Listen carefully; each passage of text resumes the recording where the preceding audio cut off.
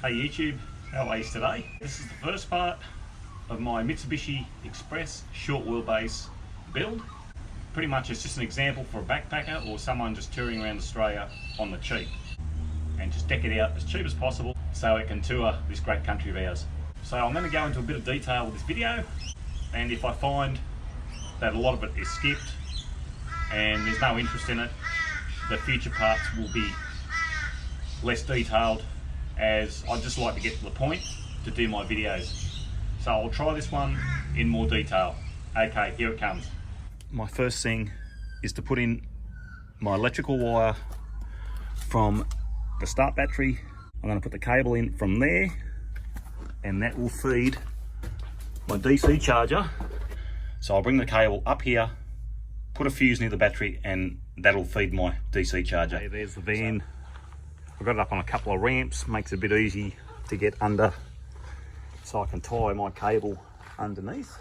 So a couple of wheel ramps just to lift the car up. I can get underneath it really easy. Okay, I just want to say I'm not a professional. Now, this is not the correct way to do it. This is just the way I'm going to do it. I'm using 6 BNS cable.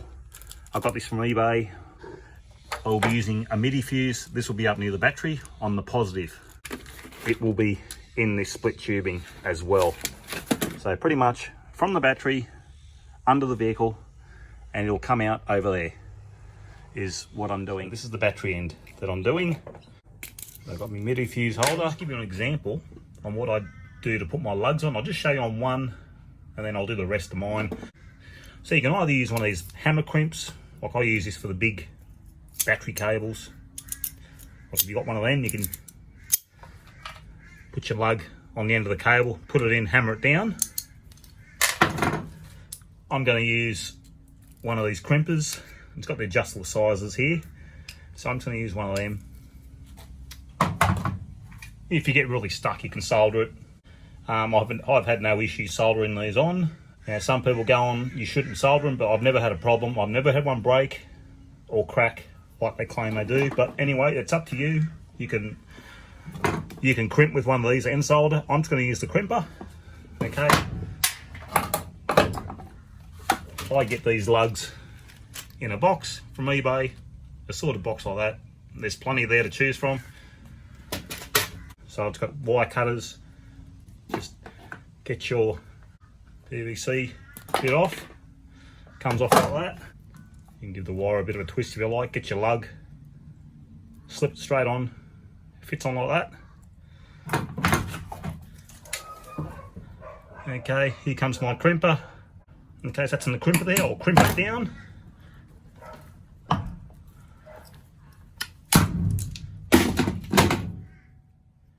And as you see, that's crimped on. Okay. If you're really pedantic, you can solder it again. Okay, bit of heat shrink. Chuck it on. Bit of heat, and just put the heat on it and heat shrink it on.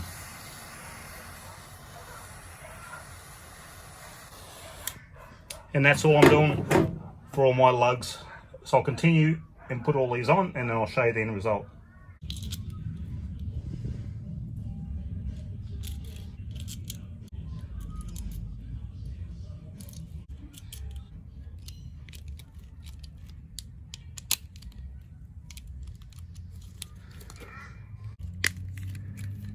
Okay, there's our completed fuse install at the battery end. This is. So I've got the 50 amp in there. So all there is to do now is put my split tubing on and then feed it through. All I have to do now is put it in the vehicle and tie it all up. There, leave myself a bit extra. I don't want to leave myself too short. Okay, viewers, I'm under the car. Okay, you see that the split tubing there, that goes directly to the battery. Okay, now it's got to get me cable ties and tie it up. So I've got it going up through there. Just feed it through and tie it all up. I'm at the back wheel of the vehicle. Okay, now there's one of these grommets. I'm simply going to pull out of the side here, and that's where it's going to go up in there and up inside. I'll put a hole in this put the cable through this and put this back in. There it is there. All cable tied under the vehicle there. Make sure you don't put this over tail shafts. Make sure you got this away from the exhaust pipe. And there we have it. If I put a DC charger in, it will start charging my battery when I turn my vehicle on. That's the whole purpose of that cable. Okay, just quickly show you the Anson connector. I have done a video on these, but I'll just quickly show you.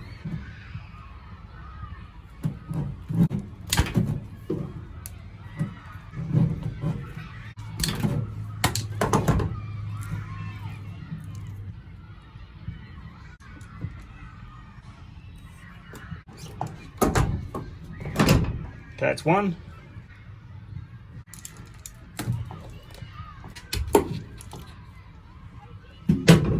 That's two. So just crimp them on, or solder them on, or you can crimp and solder if you like. Make sure you have the positive for the positive.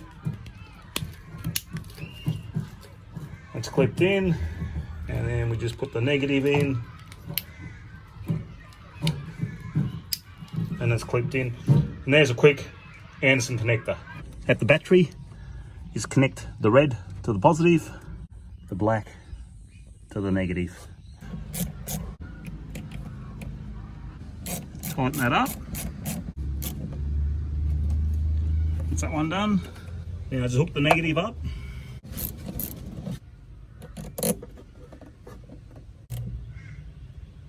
There we have the positive connected, the negative connected to the battery, and the fuse is right there. So when I get my DC charger, I'll just put another Anson connector on the DC charger and I'll just plug it in. And that's all I will do, and it works fine. I did the same in the Hi-Ace and no problems whatsoever. I went down and got my ply from Bunnings. I've got 2 sheets of 12mm. So it's 12mm thick, 2400 by 1200 wide. So what I did, I got a piece of paper, a big piece of paper, okay, and I made a template. So I put the paper down, I cut the piece of paper out to how I wanted my timber cut. So I cut it out, I put it on my board, and then I traced around with a pencil, and that is the finished result. I put my board in. I'll do the same thing on this side. So all I'll do now is I turn this template over on the other side.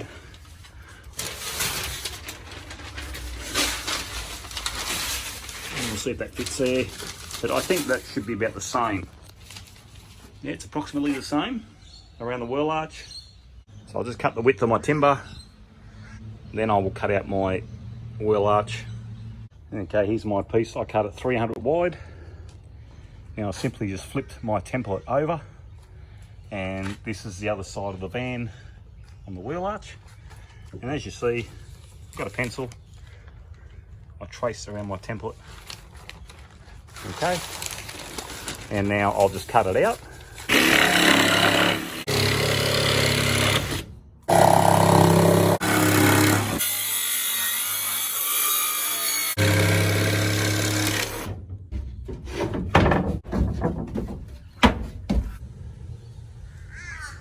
So there's the floor fitted. I'll just show you up here. I have to cut that back a fair way. You can see where the metal goes up. On the back of the motor here, it goes up, so I have to cut that a fair way back. But this covers, that covers that.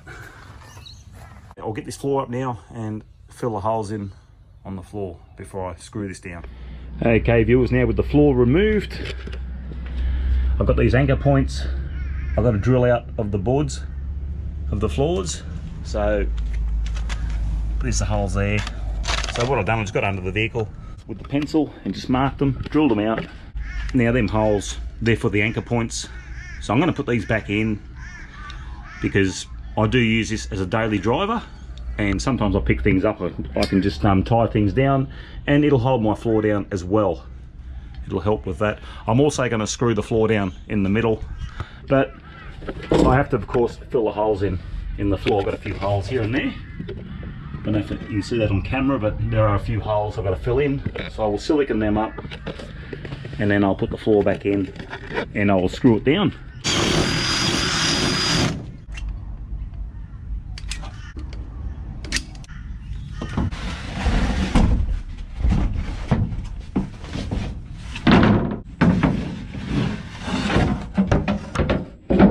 Now with them holes, you can see where the bolts go down.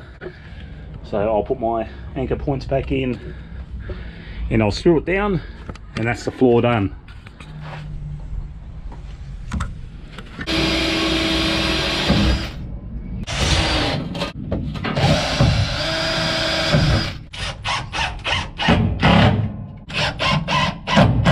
I forgot to point out, so these are the ridges on the van. Now I've been screwing to the high point on the board. So there's the high point of the ridge. That runs right down the van. I just put a line. So I had that bit of metal, that straight edge. I marked where the ridges were with a pencil. And then that's where I use that straight edge to line the pencil marks up. And that's how I drilled these holes, so I can get them in the high side of the ridges on these. I use 25mm screws and this 12mm board. Okay, so should something be under the van, so these ridges sit up about, they're a good 10mm in height. So should there be something under the van, say there's a fuel tank or something, and you go through, there's a good chance you won't hit anything under the vehicle. And so I just screw it into the high side of the ridges. Okay, so the floor's done, it's all down. Well, if you're going to be living in something like this, I'd probably put insulation down underneath the boards. Now, I didn't do it because we're not going to live in this full time. I have got a bit of insulation left, a bit of the metal, and I'm going to use mainly in the roof and the walls. I just don't think I'll have enough to do the floor. So I'm just concerned about the roof and the side walls, just to keep the heat out is all I'm concerned about. So, you know, if you're going to live in it permanently, put something under the floorboard. You know, you can deaden it if you like, bit of sound deadening if you want to. That's totally up to you. I'm just keeping it very, very simple, as I said. You know, between going to work and just when I get spare time, I just do a bit of work on this van. Put all the trimming in on the floor, took that out, cut it all back, and that's all in. Okay, viewers, I'm going to make my own brackets to hold my solar panel on the roof. So I've just got 4 pieces of flat aluminium at 100mm long. So I'll show you a quick example of a bracket. You can buy these, like you can buy 4 brackets. I think it probably costs you 20 bucks if you want to buy them. But if you've got the materials laying around, you can make them yourself. So simply put it in the vise. I'll give you an example of one bracket that I'm making for my solar panel. I need to fold it right there where that cross is. It's roughly at the cross. So I'll just get a hammer, a persuader, call it what you like, a lump hammer. Right, just bang it so it's 90 degrees.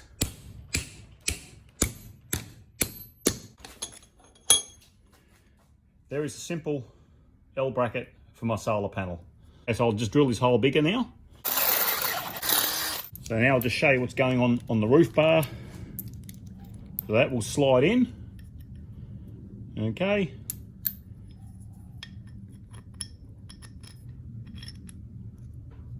This will be screwed into the side of the solar panel, and that's it. Put my washer on there. I secure my solar panel down, and that'll be secured down on the roof bar. That's what I'm doing with my solar panel.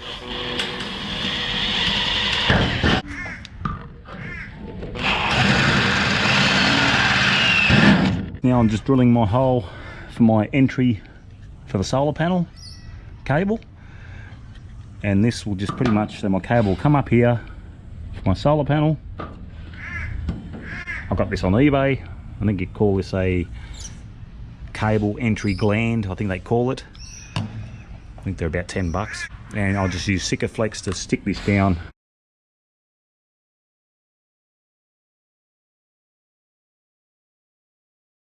And no water will get in it. Also, I've got to put a grommet in it as well. It's one of those rubber grommets, but also I'm going to put some primer on it. Make sure you clear your filings away when you drill your hole out. Make sure you get rid of all your metal filings, because they will turn to rust very, very quickly. It's a good idea to clean the area with metho as well, just to make the Sikaflex stick better. Clean that off. I'll get some primer onto that. I'll just leave it grey. You won't see it once the cable cover is over. You won't see that. I'll just go prime underneath as well. So while it's drying, I'll come inside the van here, I'll show you. Okay, there's the box of grommets I got. Just a box of assorted grommets. I've had this for ages. Just use one of them. Don't put it, like you see the metal there, don't put your cable in there because you're chafing and you'll have problems later on. So put a grommet in when you put a cable through your roof. Okay, so now what I've done, I've got this floor tongue. Now Sparkies love these, they use them. These are great, these floor tongues, they come in those floorboards. So if you can get one of these, they're really, really handy. These floor tongues, you can just feed them through and then tape your cable to them and you can pull them through. So what I've done, I fed my floor tongue down through the top here, and there it is there. It's going up the wall of the van. Okay, so my cable will come in that hole. Okay, it'll come and it'll go down where that yellow tongue is. So you won't see that once I put the ceiling in. You will not see this. Okay, so I will panel the wall as well. So that'll come down here and it'll plug in to my MPPT DC charger.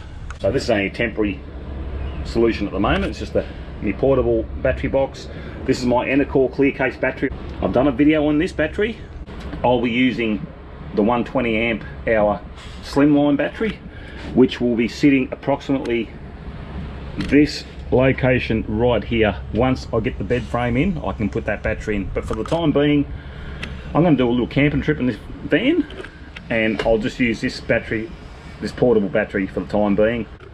I'm using twin, just 6mm cable. Okay, this is going to be the cable going to go into the roof outside to my solar panel. I'm going to tape this to the floor tongue that's in the wall and pull this up inside the wall of the van. So you won't see this. Okay, I've got my cable taped up. Now I'm going to pull the yellow tongue and I'll try and get the cable up here.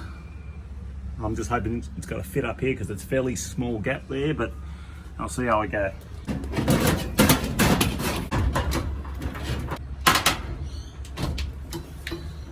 Okay, I've got it up there.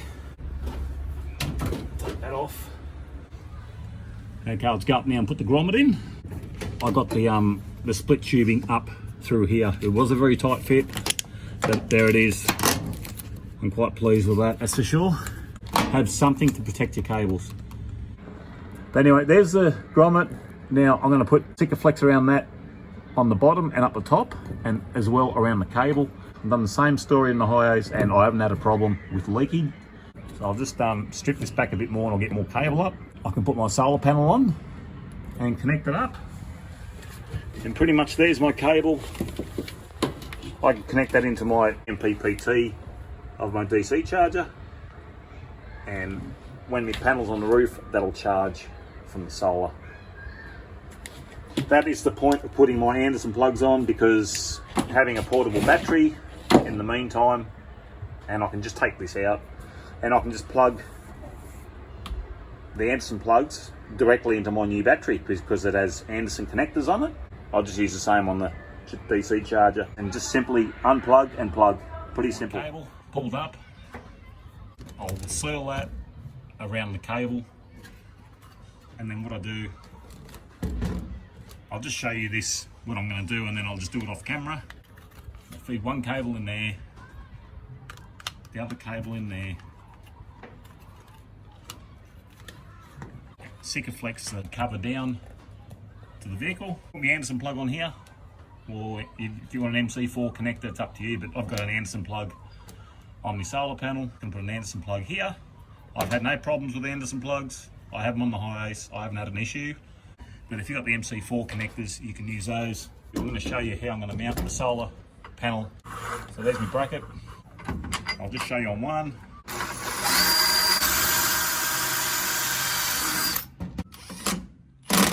So pretty much put 2 screws in each one. Once I tighten it down on the rail, that will be fixed. So that's how I'm going to do my solar panel. Okay viewers, I've done there's the entry gland. Just going to wet the dry solar panels on. Screwed to the side of the panel and bolted down. I put some of this split tubing on the cables, put a plug on and just plug it straight into my solar panel, which has a fuse on it already. There's my fuse. Just built in, I just put the fuse in. Oh geez, I've done this last year before. This panel's probably a couple of years old now. But yeah, and just like I said, I'm using what I have at home and keep the cost down cheap as possible. Okay viewers, there's the solar panel finished. So I'm all done up here. Now that is an auxiliary input. So if I've got a portable solar panel, I can just plug into this. Or if I happen to put another solar panel up on the roof, I will just tuck that under and join into that. And that's my auxiliary solar panel input. And if you want to rough it, you could call this to the stage where you can sleep in it and you've got power. So there's that's from the battery of the vehicle. Okay, that one there is from the solar panel on the roof. So currently there is solar coming in on the DC charger. Okay, I'll start the vehicle up in a minute and show you how it works. So if your budget is very cheap I'm talking, this is probably as far as you want to go. You just get a battery box, just like that, a DC charger on it. You can get a little, if you want it later on, you can get a little fridge, or you can run the lights on that. You can get a little inverter like this. That will charge your laptop computers. That will charge drone batteries. That'll charge your cordless drill batteries. I've done a video on this little Gland 200 watt inverter. It will handle mostly what you want if you're roughing it like this. Absolutely. This is all you need, okay, to get away and go on camp. If you want to backpack around Australia, you can just throw down a mattress, a sleeping bag, and away you go. Close the doors and you're off and running. Hey, if you want to do it any cheaper than this, you don't have to put a floor in. And you don't have to put a floor in if you don't want to. It's just, I noticed it cut down a fair bit of noise. It will cut more noise out as I keep putting panels on the walls. And I'll just start the car. Okay. Let's come around here. Okay, the DC hasn't kicked in yet. It should kick in a minute. There it is. So that now is charging off the vehicle alternator and also on solar. So I'm actually parked under a carport at the moment, so you're not going to get much charge. So there we have almost 24 amps got coming in while the vehicle's running. Okay, so that's all you need. You can get a little fridge and this little battery box. You can do everything you need on a little box like this. That's all you need. Okay viewers, I'll call this one the end of part one. Now, I just hope going into all this detail hasn't turned people off. If you liked it, let me know. If I'm going into too much detail, let me know. I hope someone's got something out of it. And thank you for watching. See you in the next part. Bye.